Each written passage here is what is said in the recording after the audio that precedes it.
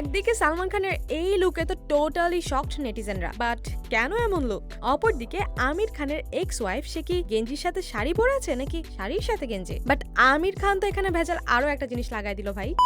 তো রিসেন্টলি আমির খানের একটা ইভেন্টে সবাইকে ছাপিয়ে নজর কাড়ে সালমান খান তার এমন বাল্ড একটা লুকে, যেখানে ভাইজান আসে black leather jacket, black T shirt, black jeans, black শু পরে, এবং তার চুল কিন্তু একদম শর্ট। এন্ড এমন লুকসে সালমান খানকে দেখে সবাই তো অবাকই, ইনফ্যাক্ট কারিনা কাপুর খানও বোধহয় একটু অবাক হয়েছেন যে ভাই এমন কেন। এবং সালমান খান যেই লুকে আসুক না কেন পুরো সোয়াগ ছড়িয়ে দেয়, এবং তার এই লুকটা পুরো সোয়াগে ছিল ভরপুর, এবং তাকে দেখতে কিন্তু একটু স্লিমও লাগছে।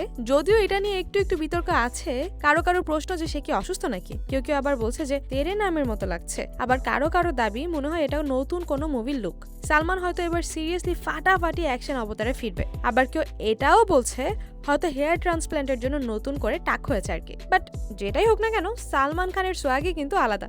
আপনারা কি বলেন? এনিওয়ে, আমির খানের ইভেন্ট যেহেতু, সেখানে আমির খানের পরিবার তো ছিলই। আমির খানের মেয়ে এবং তার ছেলে নূপুর, তারাও কিন্তু এসেছে। হ্যাঁ ভাই, তারা এই চপ্পল পরেই এসেছে। চপ্পল ছাড়া কি তাদের চলে নাকি? যাই হোক, এছাড়া আমির খানের গার্লফ্রেন্ড গৌরী স্প্রাট, তিনিও কিন্তু হাজির হন, এবং তারা কিন্তু খুব শীঘ্রই বিয়েও করতে চলেছেন।